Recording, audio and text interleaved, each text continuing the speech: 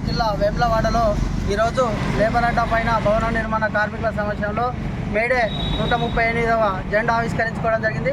ప్రధానంగా చూసుకున్నట్టుంటే 138 సంవత్సరాలు గడిచినప్పటికీ కార్మికుల యొక్క సమస్యలు అలాగే మగ్గుతా ఉన్నాయి.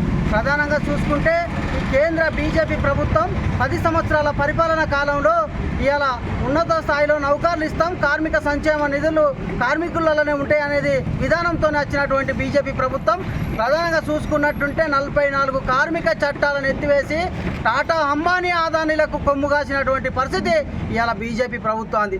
ఇలా చూసుకుంటే ఇంటికొక నౌకరు ఇస్తాం, కోట్ల నౌకర్లు ఇస్తామన్న హామీలతో వస్తే ఇవాళ కార్మికుల పిల్లలు ఉన్నత చదువులు చదివి ఇవాళ డ్రైవర్లుగా, కార్మికులుగా, సుతారు సంఘ కార్మికులుగా పనిచేస్తూ ఉన్నారు. ప్రధానంగా ఏ ఒక్క నౌకరు ఇవ్వకపోగా ఈ రాష్ట్రంలో ఇవాళ చూసుకున్నటువంటి నల్లధనం రద్దు చేసి ప్రపంచ ధనాన్ని తీసుకొచ్చి కార్మికులకు, ప్రజలకు